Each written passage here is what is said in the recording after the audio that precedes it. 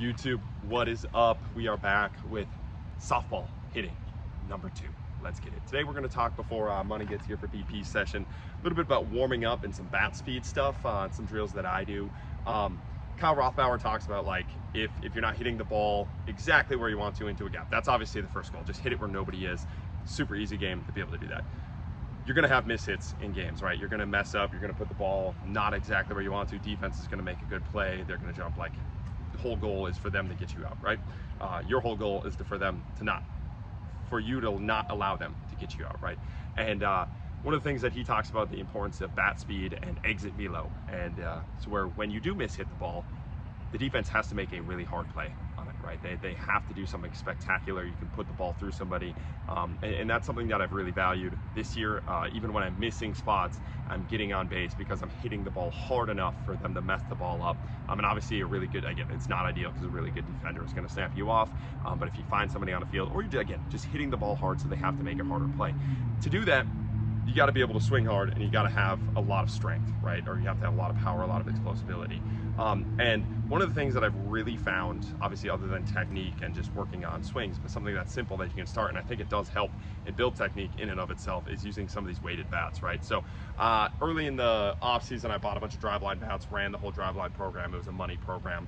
But one of the things, you don't have to buy the Driveline bats. I like the Driveline bats specifically because you can actually hit the balls with them. Some of the other bats that you have, they're kind of just heavy pipes, but the heavy pipes work for what we're going to talk about today, which is hard, heavy swings, right? So I think a lot of times you just don't have enough juice to put the ball. So if you're trying to hit home runs, or you're just, again, trying to put the ball through somebody, a lot of hitters just don't have enough power to do that.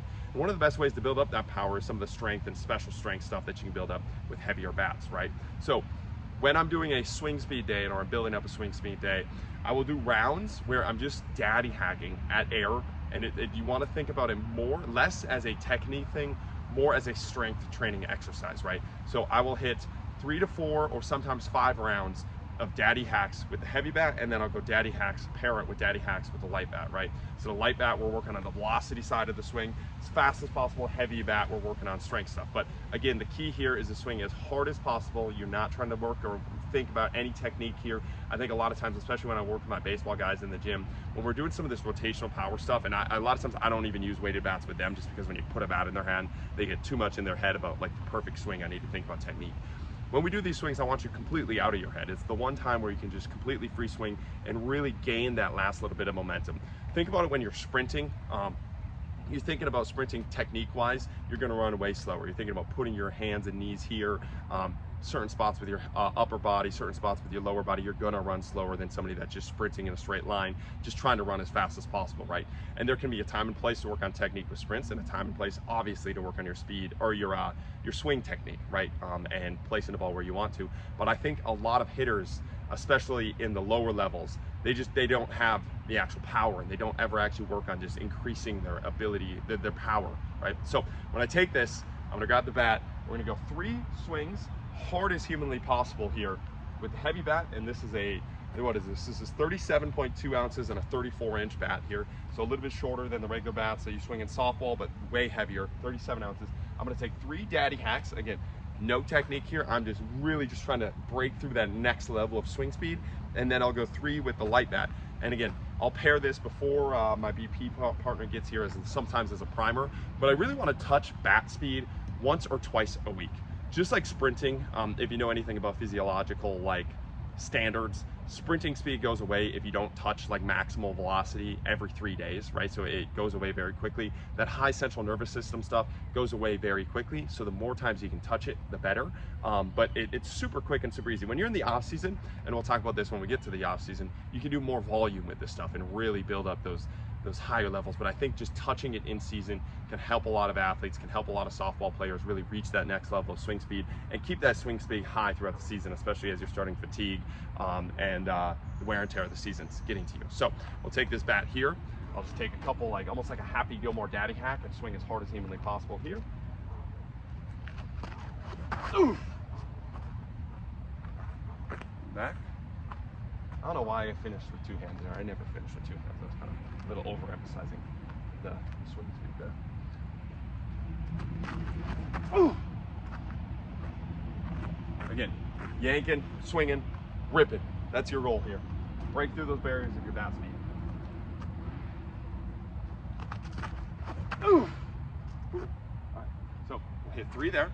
Nice and light. Again, treat it like a squat, right? Squat, you're just trying to build up heavy legs, right? Strong, heavy, powerful legs. Swing as daddy hacks here, right here. You're just trying to work on a strong, powerful spine and spinal engine that's able to snap through. And some legs, obviously, the ability to decelerate that swing. Then we'll go super light here. The light mat here, same exact thing. You're gonna take it. Ooh! That ball went at least 450. You can imagine yourself just hitting absolute fucking nukes. Ooh! And then one more.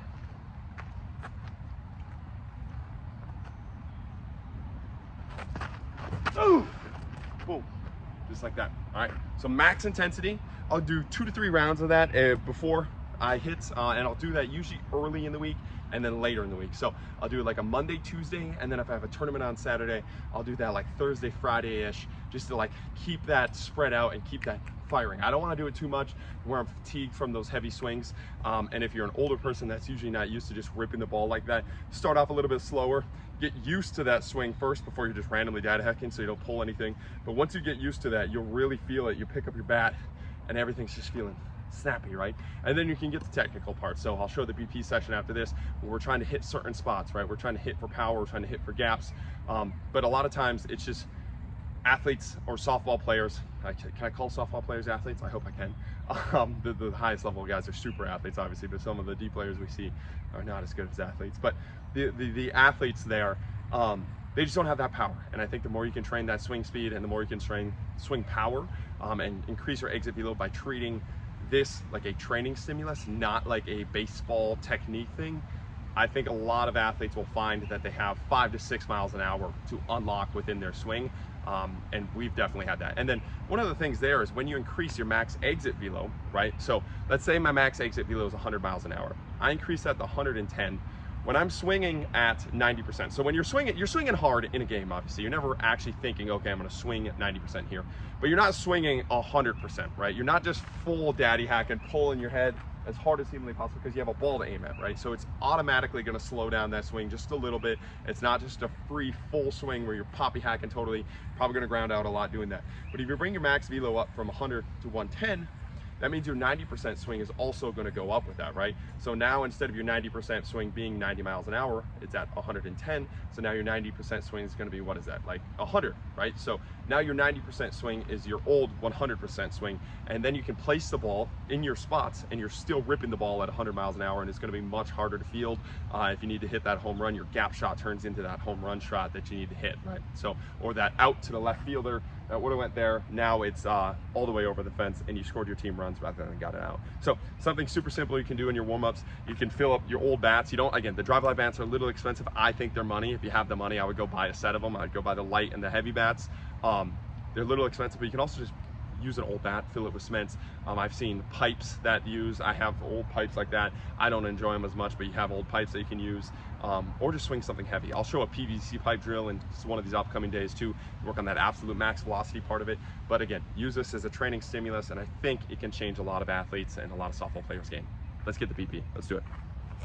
All right, so getting in the actual BP here, we got Pull Side first. One of the things that's really helped me with Pull Side is One Hitting Nation. They have the BP series that I've really enjoyed, where they talk about pulling as a reaction, right?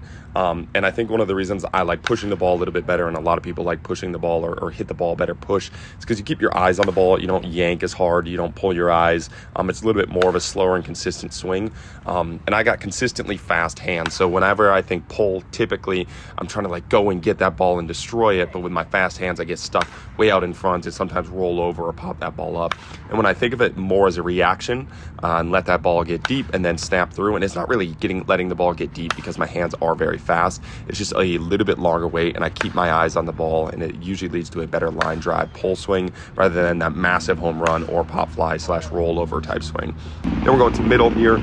On these middle swings, Money put out that little the little pitching screen to the left of him here on the screen, and I think little mini games like this are nice. So this is the fact where they would play me push side here, defense is playing me push side with that middle infielder on the right side. I'm just trying to crush that ball right through that pitching screen. I like these little mini games. Sometimes we'll add points to them, and every time you hit right there through that spot, you'll get a point. Doesn't necessarily need to be the greatest hit there. I think that's just a little bit more of the bat control side of things, rather than just always swinging for power. But we're going left center, right center, or that middle spot here is kind of our setup there for that middle series. And then we're pushing the ball here. With this push, I'm trying to go that 3-4 hole or towards that right fielder into right center. So that's that 3-4 hole in between that little sign and that big pole, and then we're just going to crush that hole, or we go right center and then a couple right field lines. I like the right field line swing just as like kind of the show off swing here. We'll see it later, but if you can get that right field line, I think that's my favorite swing in the game. But I've been noticing the 3-4 hole is open just a little bit more for myself anyways than that push side middle. I think a lot of times defense will play that push side middle, especially if you have that swing and they know it, they'll kind of take it away and make you pull it, especially in a non-home run situation. And I've been really loving that 3-4 hole in that situation, and then bumping this ball right here over that first baseline for that triple in the park home run swing. I don't want to live or die by that first baseline swing, but I think you should definitely have it in your repertoire. Appreciate you guys watching. Keep chopping wood.